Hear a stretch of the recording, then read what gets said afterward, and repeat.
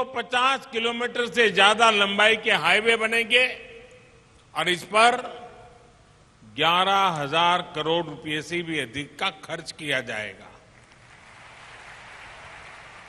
इन प्रयासों से क्षेत्र के विकास को भी गति मिलेगी। आज सौभाग्य से पवित्र शिला मंदिर के लोकार्पण के लिए मुझे देहू में आने का सौभाग्य मिला है। जिस शिला पर स्वयं संत तुकाराम जी ने 13 दिनों तक तपस्या की हो, जो शिला संत तुकाराम जी के बोध और वैराग्य की साक्षी बनी हो, मैं मानता हूं कि वो सिर्फ शिला नहीं, वो तो भक्ति और ज्ञान की आधारशिला स्वरूप है। देहू का शिला मंदिर न केवल भक्ति की शक्ति का एक केंद्र है, बल्कि भारत के सांस्कृतिक भविष्य को भी प्रशस्त करता है। इस पवित्र स्थान का पुनर्निर्माण करने के लिए मैं मंदिर न्यास और सभी भक्तों का हृदयपूर्वक अभिनंदन करता हूं, आभार व्यक्त करता हूं। जगतगुरु संत तुकाराम जी की गाथा कहा था, जिन्होंने संवर्धन किया था, उन संताजी महाराज जगडाणे जी, इनका स्थान सदुम्बर भी पास में ही है। मैं उनको भी नमन करता हूं।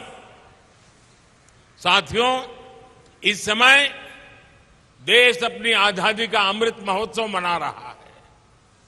हमें गर्व है कि हम दुनिया की प्राचीनतम जीवित सभ्यताओं में से एक है। इसका श्रेय अगर किसी को जाता है तो भारत की संत परंपरा को है, भारत के ऋषियों मनीषियों को है।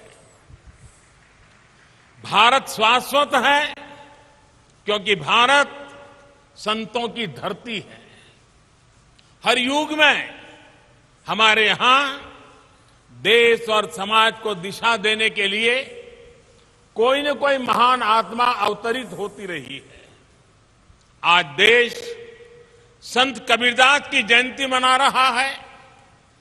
ये संत ज्ञानेश्वर महाराज, संत निवृत्तिनाथ महाराज, संत सोपन देव और महान आदिशक्ति मुक्ताबाई जैसे संतों की समाधि का 725वां वर्ष भी है। ऐसी महान विभूतियों ने हमारी शाश्वतता को सुरक्षित रखकर भारत को गतिशील बनाए रखा। संत तुकाराम जी को तो संत बहणाबाई ने संतों के मंदिर का कलश कहा है। उन्होंने कठिनाई और मुश्किलों से भरा जीवन जिया।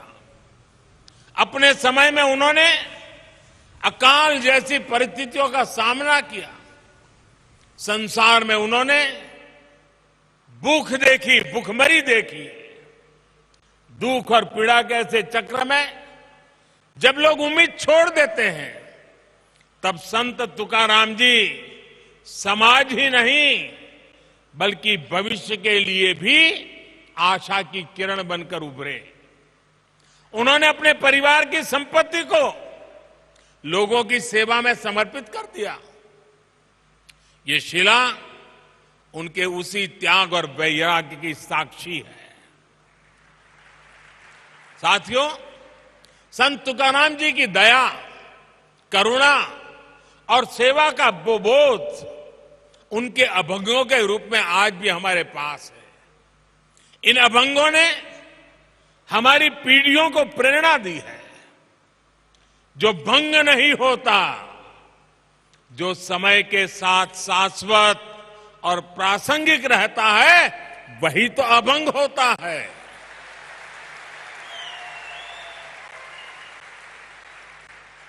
आज भी देश जब अपने सांस्कृतिक मूल्यों के आधार पर आगे बढ़ रहा है, तो संत तुकाराम जी के अभंग हमें ऊर्जा दे रहे हैं, मार्ग दिखा रहे हैं। संत नामदेव, संत एकनाथ, संत सावता महाराज, संत नरहरि महाराज, संत सेना महाराज, संत गौरोबा काका, संत चोखा मेला, इनके प्राचीन अभंगों से हमें नित नई प्रेरणा मिलती है। आज यहां संत चोखा मेला और उनके परिवार द्वारा रचित सार्थ अभंग गाथा के विमोचन का भी मुझे सौभाग्य मिला है। इस सार्थ अभंग गाथा में इस संत परिवार की 500 से ज्यादा अभंग रचनाओं को आसान भाषा में अर्थ सहित बताया गया है। भाइयों और बहनों, संत तुकाराम जी कहते थे, ऊंच नीच काहि नेड़े भगवंत, अर्थात समाज में ऊंच नीच का भेदभाव, मानव मानव के बीच फर्क करना, ये बहुत बड़ा पाप है। उनका ये उपदेश जितना जरूरी भगवत भक्ति के लिए है, उतना ही महत्वपूर्ण राष्ट्र भक्ति के लिए भी है, समाज भक्ति के लिए भी है। इसी संदेश के साथ हमारे वारकरी भाई बहन हर वर्ष पंढरपुर की यात्रा करते हैं। इसलिए आज देश सबका साथ, सबका विकास, सबका विश्वास, सबका प्रयास के मंत्र पर चल रहा है। सरकार की हर योजना का लाभ हर किसी को बिना भेदभाव मिल रहा है। वारकरी आंदोलन की भावनाओं को सशक्त करते हुए देश महिला सशक्तिकरण के लिए भी निरंतर प्रयास कर रहा है। पुरुषों के साथ उतनी ही ऊर्जा से वारी में चलने वाली हमारी बहनें पंडरी की वारी अवसरों की समानता का प्रतीक रही है। साथियों, संत तुकाराम जी कहते थे, जेका रंजले गांजले, जेका रंजले गांजले, त्यासी मणे जो आपुले, तोची साधु ओळखवा, देव तेथेची जानवा। यानी समाज की अंतिम पंक्ति में बैठे व्यक्ति को अपनाना, उनका कल्याण करना, यही संतों का लक्षण है। यही आज देश के लिए अंत्योदय का संकल्प है, जिसे लेकर देश आगे बढ़ रहा है। दलित, वंचित, पिछड़ा, आदिवासी, गरीब, मजदूर, इनका कल्याण आज देश की पहली प्राथमिकता है। भाइयों और बहनों, संत अपने आप में एक ऐसी ऊर्जा की तरह होते हैं जो भिन्न भिन्न स्थितियां, परिस्थितियों में समाज को गति देने के लिए सामने आते हैं। आप देखिए, छत्रपति शिवाजी महाराज जैसे राष्ट्र नायक के जीवन में भी तुकाराम जी जैसे संतों ने बड़ी अहम भूमिका निभाई है। आजादी की लड़ाई में वीर सावरकर जी को जब सजा हुई, तब जेल में वो हथकड़ियों की चीपली जैसा बजाते हुए तुकाराम जी के अभंग गाया करते थे। अलग अलग कालखंड, अलग अलग विभूतियां, लेकिन सबके लिए संत तुकाराम जी की वाणी और ऊर्जा उतनी ही प्रेरणादायक रही है। यही तो संतों की वो महिमा है जिसके लिए नेति नेति कहा गया है। साथियों, तुकाराम जी के इस शिला मंदिर में प्रणाम करके अभी आषाढ़ में पंढरपुर की जी यात्रा भी शुरू होने वाली है। चाहे महाराष्ट्र में पंढरपुर यात्रा हो या उड़ीसा में भगवान जगन्नाथ जी की यात्रा चाहे मथुरा में वृक्ष की परिक्रमा हो या काशी में पंचकोशी परिक्रमा, चाहे चार धाम यात्रा हो या चाहे फिर अमर राज्य की यात्रा, ये यात्राएं हमारी सामाजिक और आध्यात्मिक गतिशीलता के लिए ऊर्जा स्रोत की तरह है।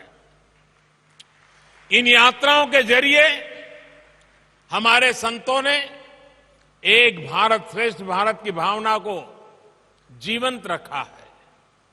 विविधताओं को जीते हुए भी भारत हजारों वर्षों से एक राष्ट्र के रूप में जागृत रहा है, क्योंकि ऐसी यात्राएं हमारी विविधताओं को जोड़ती रही है।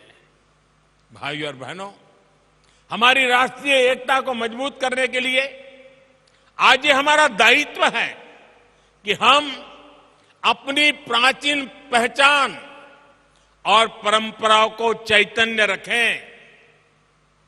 इसलिए आज जब आधुनिक टेक्नोलॉजी और इंफ्रास्ट्रक्चर भारत के विकास का पर्याय बन रहे हैं, तो हमें ये सुनिश्चित कर रहे हैं कि विकास और विरासत दोनों एक साथ साथ आगे बढ़े।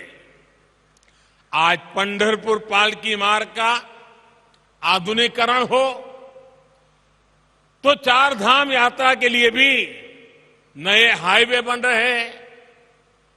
आज अयोध्या में भव्य राम मंदिर भी बन रहा है। काशी विश्वनाथ धाम परिसर भी अपने नए स्वरूप में उपस्थित है और सोमनाथ जी में भी विकास के बड़े काम किए गए हैं। पूरे देश में प्रसाद योजना के तहत तीर्थ स्थानों और पर्यटन स्थलों का विकास किया जा रहा है। महर्षि वाल्मीकि जी ने रामायण में भगवान राम से जुड़े जिन स्थलों का जिक्र किया है, रामायण सर्किट के रूप में उनका भी विकास किया जा रहा है। इन 8 वर्षों में बाबा साहब आंबेडकर के पंच तीर्थों का भी विकास हुआ है।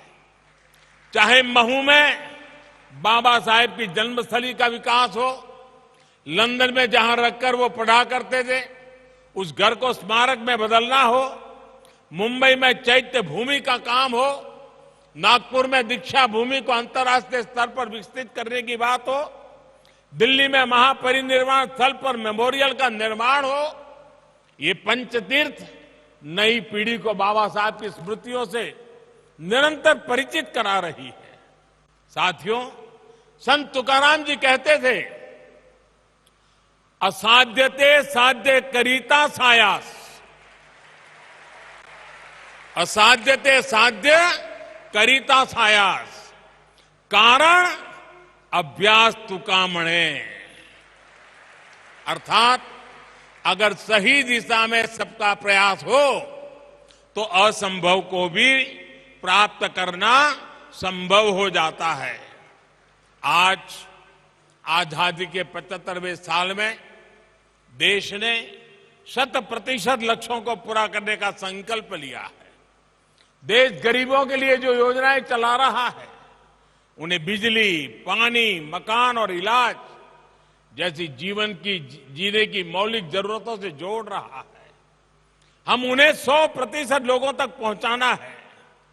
इसी तरह देश ने पर्यावरण, जल संरक्षण और नदियों को बचाने जैसे अभियान शुरू किए हैं। हमने स्वस्थ भारत का संकल्प लिया है। हमें इन संकल्पों को भी 100% पूरा करना है। इसके लिए सबके प्रयास की, सबकी भागीदारी की जरूरत है। हम सभी देश सेवा के इन दायित्वों को अपने आध्यात्मिक संकल्पों का हिस्सा बनाएंगे तो देश का उतना ही लाभ होगा। हम प्लास्टिक मुक्ति का संकल्प लेंगे, अपने आसपास झीलों, तालाबों को साफ रखने का संकल्प लेंगे तो पर्यावरण की रक्षा होगी। अमृत महोत्सव में देश ने हर जिले में 75 अमृत सरोवर बनाने का भी संकल्प लिया है। इन अमृत सरोवरों को आप सभी संतों का आशीर्वाद मिल जाए उनके निर्माण में आपका सहयोग मिल जाए तो इस कार्य की गति और बढ़ जाएगी। देश इस समय प्राकृतिक खेती को भी मुहिम के रूप में आगे बढ़ा रहा है। ये प्रयास वारकरी संतों के आदर्शों से जुड़ा हुआ है। हम कैसे प्राकृतिक खेती को हर खेत तक ले जाएं, इसके लिए हमें मिलकर काम करना होगा। अगले कुछ दिन बाद अंतर्राष्ट्रीय योग दिवस भी आने वाला है। आज जिस योग की दुनिया में धूम है, वो हमारे संतों की ही तो देन है। मुझे विश्वास है आप सब योग दिवस को पूरे उत्साह से मनाएंगे और देश के प्रति इन कर्तव्यों का पालन करते हुए नए भारत के सपनों को पूरा करेंगे। इसी भाव के साथ मैं मेरी वाणी को विराम देता हूं और मुझे जो अवसर दिया, जो सम्मान दिया, इसलिए आप सबका सर झुका करके अभिनंदन करता हूं, धन्यवाद करता हूं। जय जय रामकृष्ण हरि, जय जय रामकृष्ण हरि, हर हर महादेव।